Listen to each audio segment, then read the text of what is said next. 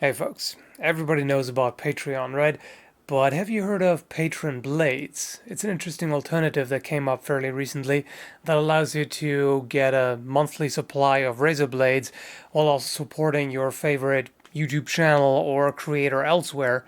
And it makes a lot of sense because, let's face it, especially on a channel like this is quite a sausage fest. It's like 95% male audience, and most of us need to shave at least some part of our face. There's a link to my landing page on Patreon Blades in the description below, through which you can order one of two plans. One is the alpha plan that gives you an alpha razor and 4 razor heads every month. That's for $10, and 50% goes to the creator. So in this case, my fluffy face. And this is actually a really good razor. I've been using this for a while. Even though I'm personally a fan of the simplicity of the classic safety razor, this is a really good design. It's got a fully articulated head, so you can move it side to side and up and down.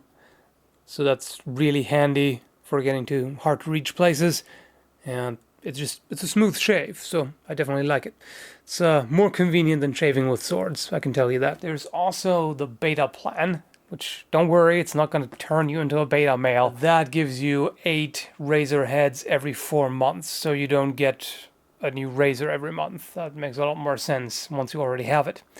Anyway, that's about it. So as I said, the link is down below. Check it out. I definitely like this razor, and it's a great idea, being able to get shaving supplies while also supporting a creator. Alright, let's shave some tatami mats. What I'm using here is a custom Angus trim longsword that has been used as the school cutter at Blood and Iron Victoria.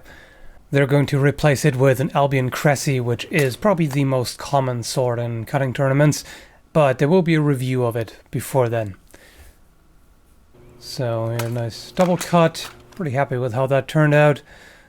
First cut. There's a little bit of blade wobble, so the edge alignment could have been better, but it was pretty good. And then the Skallagrim there, I'm definitely happy with that. That was nice and smooth, including cutting phase. That's a thing. I need to work on my thwarts. They're a different kind of cut and not easy. Oh, so close. Yes. The German word is Zwerchhau or Zwerchhau sometimes.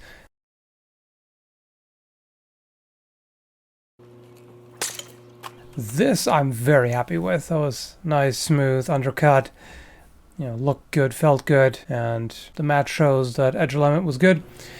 This is with the Valiant Armory Brighton. That's an arming sword that I'm going to review fairly soon.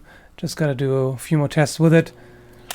This is something I need to fix. I lead with the hand too much on undercuts with a single-handed sword, which exposes the hand and reduces tip velocity. That was just too tippy. And like Eric said, that was too tippy in the sense of it hit too far up the blade. It needs to be further down to get to that sweet spot. And this one was pretty decent. Definitely can't complain too much about that. I mean, you can always nitpick your form, but that was decent. This, not so good. Most of the way. This was either a true edge Skallagrim, which means squinting cut, or a forward Krumpau, crooked cut, depending on how you interpret it, but it didn't turn out very well. And here's another thwart, which, yeah, as said, I need to work on those. Edge alignment is a little more difficult. And here's another shield. I'm pretty comfortable with these at this point. They can be very powerful.